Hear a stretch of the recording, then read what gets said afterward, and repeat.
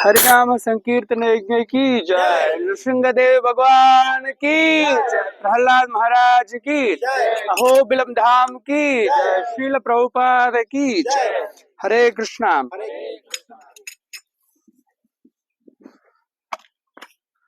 Hare Krishna.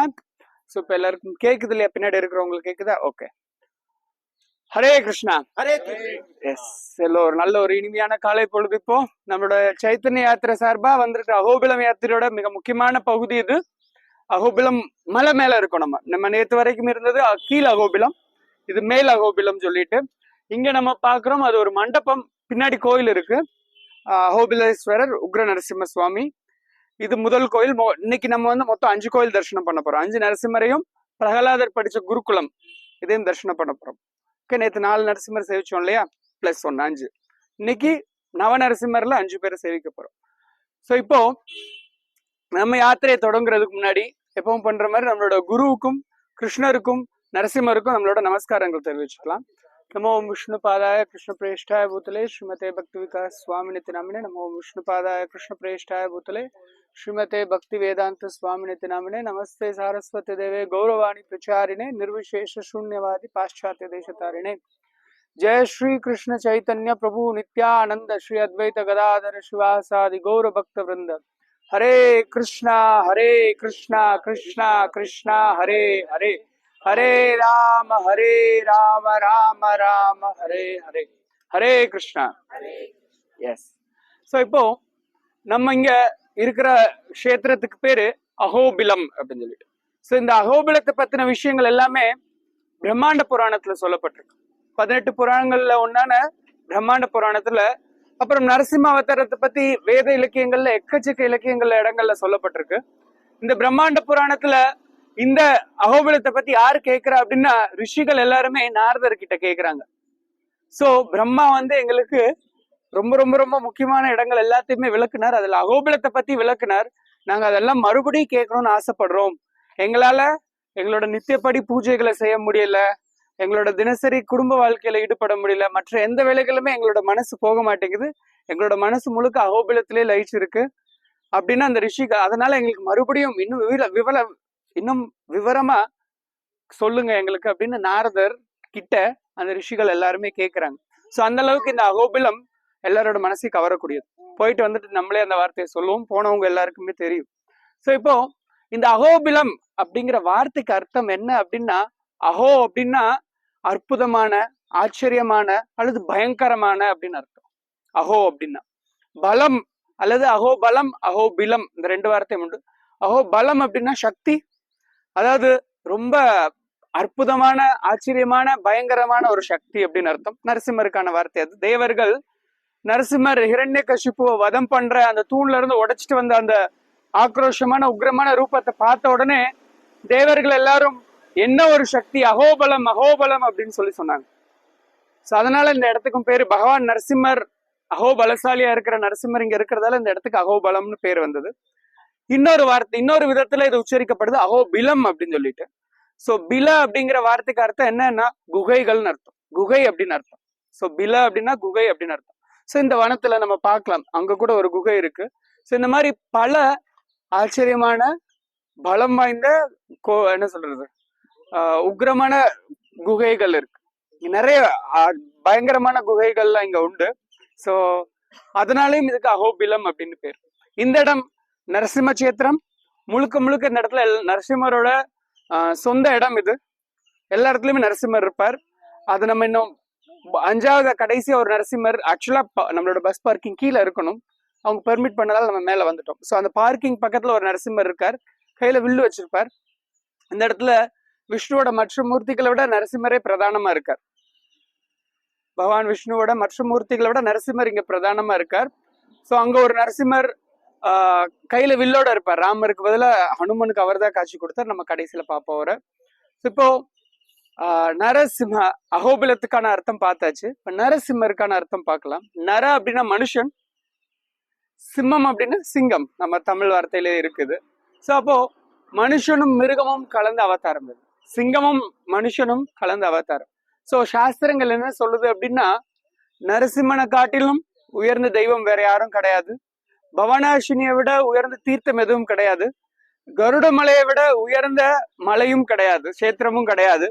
So அப்போ இந்த மூணுக்கும் யாரு பக்தி பண்ணிருக்காங்க, பக்தி பண்றாங்களோ அவங்களோட சிறந்த யோகியும் கிடையாது அப்படின்னு சொல்லப்பட்டு. சோ இப்போ நரசிம்மரை பத்தி நம்ம எல்லாருக்குமே தெரியும். பிரகலாதர் தன்னோட குழந்தை 5 வயசு குழந்தையா இருந்த பக்தர் பிரகலாதருக்காக, பிரகலாதர் யாருன்னா நாரதரோட சிஷ்யர். நாரதர் கிட்ட இருந்து தன்னோட தாயோட கர்ப்பத்துல இருந்து பகவத் விஷயங்களை, பகவானை பத்தின விஷயங்களை கேட்டவர். கேட்டு பக்தனா கர்ப்பத்துல இருந்தே பக்தனா இருந்தவர் பிரகலாத மகாராஜா.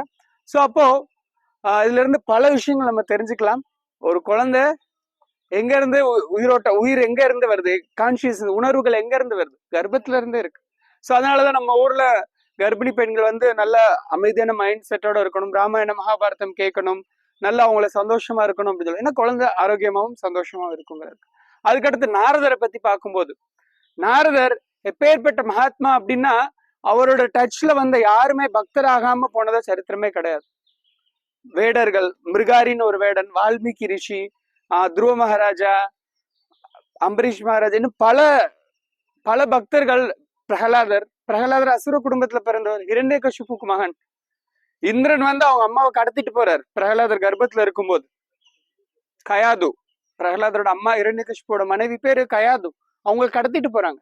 குழந்தை பிறந்த உடனே அந்த குழந்தைய கொல்லணும், ஏன்னா இது ஹிரண்யகசிபுவோட குழந்தை, நிச்சயம் மிகப்பெரிய அசுரனாதான் இருப்பான் அப்படின்னு சொல்லிட்டு. உண்மைதானே? அப்பா மாதிரியோட குணங்கள் தான் மகனுக்கு வரும். நிச்சயமா இவனை கொன்னே ஆகணும், குழந்தை பிறக்கிற வரைக்கும் நான் வெயிட் பண்றேன் அப்படிங்க. சோ அபார்ஷன் பண்ணல, குழந்தை பிறக்கிற வரைக்கும் நான் வெயிட் பண்றேன் அப்படின்னு இந்திரன் சொல்ற. அதுக்கடுத்து சொல்ற நாரதர், இல்ல நான் பாத்துக்கிறேன் அப்படின்னு சொல்லிட்டு பிரகலாதருக்கு எல்லா உபதேசங்களையும் நாரதர் கொடுக்குறார். அதனால எவ்வளவு பெரிய அசுர குடும்பத்துல பிறந்திருந்தாலும் பிரகலாதர் தூய பக்தரா இருக்கார். சோ அப்போ பிரகலாதருக்காக எடுத்த அவதாரம் நரசிம்ம அவதாரம். ஓகே, அதனால அவரோட உயர்ந்த பகவான் நரசிம்மர் எந்த விதமான ஜாதி, மொழி, இனம், இவர் இன்னார் அதெல்லாம் பாக்குறதே கிடையாது. நம்ம பக்தி எந்த அளவுக்கு பண்றோம்னு சொல்லி பாக்குறாரு. அதனாலதான் பக்தர்கள் நரசிம்மரை எப்படி கூப்பிடுவாங்கன்னா, பக்தி விக்ன விநாசன நரசிங்க தேவர் அப்படின்னு சொல்லி சொல்லுவாங்க. நம்ம பக்தியில வரக்கூடிய விக்னங்கள், தடைகள் எல்லாத்தையுமே போக்கக்கூடியவர் நரசிம்மர். ஆனா வெளியில என்ன சொல்லுவாங்கன்னா, எதிரிகள் பயம் போகும், கடன் தீரும், உடல் சரியாகும், அதாகும் இதாகும். எஸ் பண்ணுவார், நரசிம்மருக்கு அது ஒரு விஷயமே கிடையாது. பட் மெயின் அவர் எப்ப சந்தோஷமா நமக்கு வரம் கொடுக்குறாரு அப்படின்னா, நம்மளோட பக்திக்காக நம்ம அவர்கிட்ட வேண்டும் போது. சோ இப்போ நம்ம நேத்து கவனிச்சிருப்பீங்க நரசிம்மர்கிட்ட, இவர் நவ நரசிம்மருங்கிறத நவகிரகத்தோடையும் கம்பேர் பண்ணியிருப்பாங்க. ஸோ அந்த மாதிரி சாஸ்திரங்களை சொல்லப்படலை, அது நாள் போக்குல வந்தது. மக்கள் இதுதான் ஆசைப்படுறாங்கிறதால அது அப்படியே வந்துட்டது. நரசிம்மர் அதுக்கும் மேல தரக்கூடியவர், தன்னையே தரக்கூடியவர். ஸோ நவகிரக தோஷம் அது ஒரு விஷயமே கிடையாது. அவர் ஸோ தன்னையே தர்றதுக்கு அவர் தயாரா இருக்கார். ஸோ அதுக்கப்புறம் இந்த இடத்துக்கு பேர் நம்ம சொன்னோம் கருட மலை அப்படின்னு சொல்லி சொன்னோம், கருடாதிரி. ஸோ இங்க நீங்க பார்க்கலாம், இங்க ஒரு மலை இருக்கு, இந்த பக்கம் ஒரு மலை இருக்கு. ஸோ இந்த ரெண்டு பக்கமுமே மலை இருக்கு இல்லையா? இந்த பக்கம் இருக்கிறது வேதாச்சலம், வேதகிரி, இந்த பக்கம் இருக்கிறது கருடாச்சலம். ஸோ இந்த கருடன், இந்த வரலாறு பிரம்மாண்ட புராணத்துல இருக்கு. இது இந்த கஷேத்திரத்தோட வரலாறு. ஒரு முறை கஷ்யப்பர் ரிஷி கிட்ட, கஷ்யப்பர் கேள்விப்பட்டிருப்பீங்கன்னு நினைக்கிறேன், கருடனோட அப்பா அவர். சோ கஷ்யப்பர் கிட்ட கருடா கேக்குறாரு, அப்பா எனக்கு வாழ்க்கையை பத்தி ஒண்ணுமே தெரியாது, மனித வாழ்க்கையோட முக்கியத்துவம் என்னன்னு எனக்கு தெரியாது. சோ இப்ப நான் என்ன பண்ணணும், என்னோட கடமை என்ன, நான் யாரை வழிபடணும், எதுக்காக நான் படைக்கப்பட்டிருக்கேன் அப்படிங்கிற கேள்விகள் எல்லாத்தையும் கஷ்யப்பட்டு கேட்கிறார். சோ ஒரு சரியான தந்தை அப்படிங்கிற முறையில கஷ்யப்பரும் அதுக்கான வழியை காட்டுறார். நீ என்ன பண்ணு, இந்த மாதிரி அஹோபில கஷேத்திரத்துக்கு போ, அங்க போய் தவம் பண்ணு அப்படிங்கிற. அப்போ உனக்கு பகவான் நரசிம்மர் காட்சி கொடுப்பார்.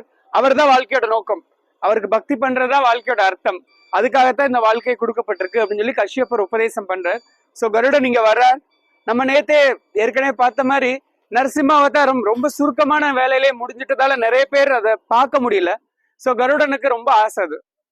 ஸோ மறுபடியும் நான் நரசிம்மர் அந்த ஹிரண்யவத காட்சியை பார்க்கணும் அப்படின்னு சொல்லிட்டு, ஸோ அதனால என்ன பண்றார், இங்க இருக்கிற தூண், பெரிய ஒரு மலை இருக்கு, பார்க்கலாம். நம்ம மேல உக்ரஸ்தம்பம்னு அதை சொல்லுவாங்க, நம்ம மேல போய் பார்ப்போம்.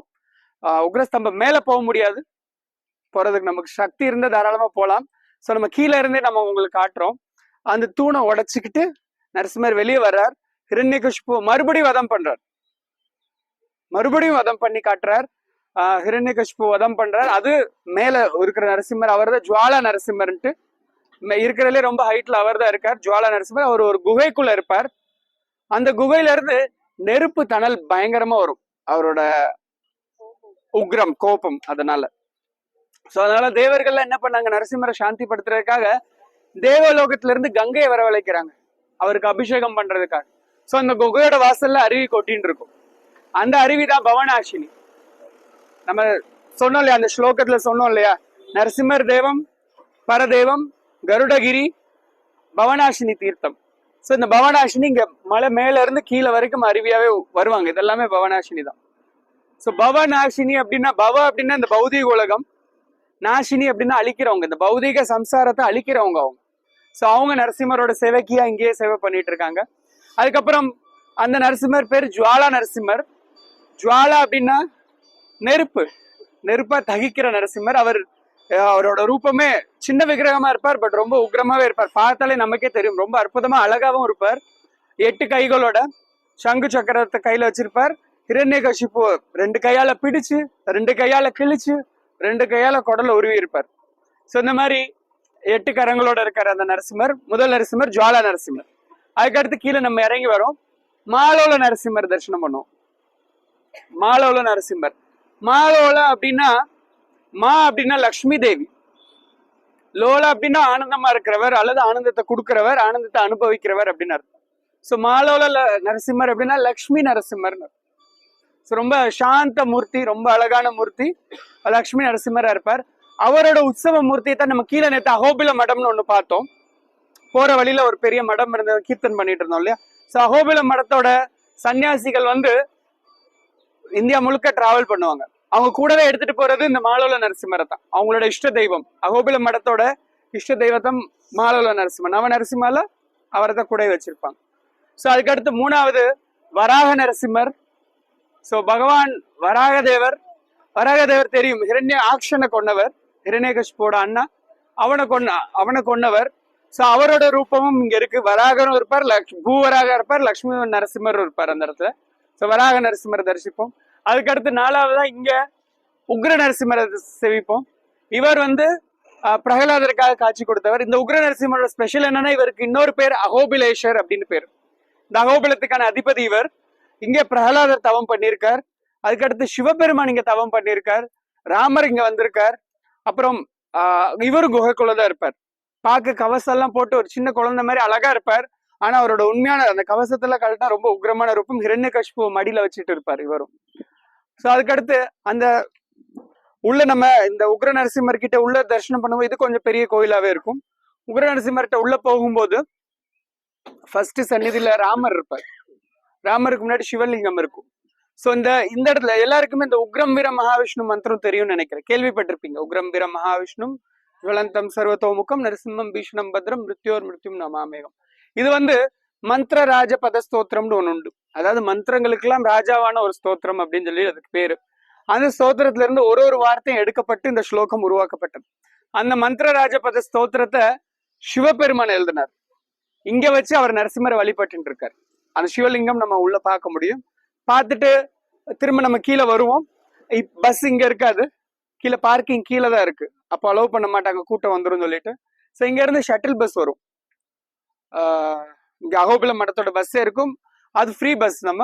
ஸோ அங்க இருந்து நம்ம பார்க்கிங் போயிடுவோம். நம்ம பார்க்கிங் போயிட்டு அங்க ஒரு நரசிம்மர் இருக்கார், காரஞ்ச நரசிம்மர் அப்படின்னு சொல்லிட்டு. கர அஞ்ச, அதாவது காரஞ்சங்கிறது ஒரு மரத்தை குறிக்கக்கூடிய வார்த்தை, அல்லது கையில வில்லுன்னு ஒரு அர்த்தம்னு ஒரு அர்த்தமும் உண்டு. கர அஞ்ச அப்படின்ட்டு கையில வில் வச்சிருக்கிற நரசிம்மர் அப்படின்னு அர்த்தம். சோ அதாவது ஒரு முறை ஹனுமன் இங்க வர்றார், இந்த இடத்துக்கு வர்றார். இந்த இடத்துக்கு தவத்துல ஈடுபடுறார். எதுக்காகனா தன்னோட ராமரை பாக்குறதுக்காக, என் பிரிய ராமனை பார்க்கணும் அப்படின்னு சொல்லிட்டு ஹனுமன் இங்க தவத்துல ஈடுபடுறார். சோ அப்போ ஆனா முன்னாடி தோன்றுறது நரசிம்மர் தோன்றுறார். சுவாமி உங்களுக்கு என்னோட நமஸ்காரம், பட் எனக்கு என்னோட ராமரை பார்க்கணும், ஸோ ப்ளீஸ் ராமரை எனக்கு காட்சி கொடுங்க. ஹனுமான் கவலைப்படாத, இது நரசிம்ம கஷேத்திரம், இது வீர கஷேத்திரம், இங்க நரசிம்ம ரூபம் தான் உண்டு. ஸோ உனக்கு ராமரோட தரிசனம் அப்புறம், இப்போ இங்க நரசிம்ம தரிசனம் தான் உண்டு. இருந்தாலும் நான் தான் ராமர் அப்படிங்கிறத காட்டுறதுக்காக கையில வில்லோட இருக்கேன் அப்படின்னு சொல்லிட்டு கையில வில்லோட வச்சிருப்பார். அந்த ஒரு நரசிம்மர் கையில வில் வச்சிருப்பார், ரொம்ப அழகான நரசிம்மர். அப்புறம் நடுவுல நம்ம பிரகலாதரோட குருகுலம் போவோம். அந்த இடம் வேதாச்சலம் அப்படின்னு அழைக்கப்படுது. அதாவது ஒரு முறை ஒரு அசுரன் வேதங்களை திருடிட்டு போயிடுறான். பகவான் கோமுகாசுரன் சொல்லிட்டு பகவான் மத்ஸ்ய அவதாரம் எடுத்து வேதங்கள் எல்லாத்தையும் மீட்கிறார். அப்புறம் மறுபடியும் இன்னொரு முறை இதே சம்பவம் நடக்குது. ஹயக்ரீவ அவதாரம் எடுத்து மறுபடியும் பகவான் இதை வேதங்களை காப்பாத்தி பிரம்மா கிட்ட. சோ இது அடிக்கடி நடக்குது. பிரம்மா வேதங்கள் எல்லாமே பிரம்மா தான் பத்திரமா வச்சிருக்காரு. அவர் தான் அதை வச்சுதான் சிருஷ்டி மொத்த பிரபஞ்சத்தையுமே மெயின்டைன் பண்றாங்க. பட் வேதங்களுக்கு கடைசியில ஒரு டவுட், நமக்கு நம்மளாலதான் எல்லாமே இயங்குது, பட் நமக்கு யாரும் ஷெல்டர் கொடுக்கலையே. பிரம்மாவால காப்பாற்ற முடியல, சிவபெருமானால காப்பாற்ற முடியல, இந்திராதி தேவர்கள் யாராலையும் காப்பாற்ற முடியலையே. சோ அப்போ நமக்கு உண்மையிலே தஞ்சம் யாரு கொடுப்பா அப்படின்னு சொல்லி கேட்கும்போது நரசிம்மர் அவங்க தியானம் பண்றாங்க. இங்க வந்து பகவான் நரசிம்மரை வேதங்கள் எல்லாருமே இந்த மலையாள ரூபத்துல தவம் பண்ணி நரசிம்மரோட அனுகிரகம் கொடுத்து நரசிம்மர் நான் உங்களை ப்ரொடெக்ட் பண்றேன் அப்படின்னு சொல்லிட்டு வேதங்கள் எல்லாமே நரசிம்மர்கிட்ட தஞ்சம் எடுத்த இடம் இது. சோ அதனால பகவத்கீதையில இது கிருஷ்ணர் சொல்றார், வேதேஷு சர்வேர் அகம் வேத வேத்யோ அப்படின்னு சொல்லிட்டு. அதாவது வேதங்களால அறியப்படக்கூடியவனும் நானே, வேதாந்தத்தை சொன்னவனும் நான் தான் அப்படிங்கிற. வேதங்களோட மொத்த இலக்கு என்ன அப்படின்னா பகவானை தெரிஞ்சுக்கிறது. சோ நம்ம 4 வேதங்கள், 18 புராணங்கள், 108 உபநிஷத்துக்கள், வேதாந்த சூத்திரம் இதெல்லாம் படிக்கலனா கூட ஒரு பிரச்சனையும் கிடையாது. ஏன்னா அதோட அர்த்தம் யாரு அப்படின்னா கிருஷ்ணர், நரசிம்மர். சோ இப்போ நரசிம்மரை பத்தி இப்போ நம்ம புனித யாத்திரையோட நம்மளோட ஸ்ரீ சைத்தன்ய யாத்திரையோட புனித யாத்திரையில நம்ம முதல்ல பார்த்தோம், நம்மளோட யாத்திரை எதுக்காகப்பட்டது அப்படின்னா நம்மளோட தூய்மைப்படுத்துறதுக்காக, நம்மளோட இந்த சம்சார சாகரத்துல இருந்து கடந்து போறதுக்காக, அப்புறம் பகவானோட அனுகிரகம் பெறதுக்காக, கருணையை பெறதுக்காக அப்படின்னு சொல்லிட்டு.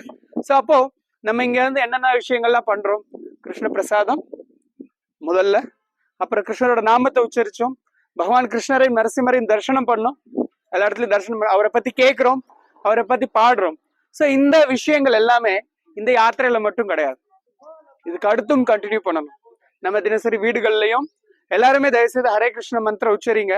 ஹரே கிருஷ்ண கிருஷ்ண கிருஷ்ண ஹரே ஹரே, ஹரே ராம ராம ராம ஹரே ஹரே.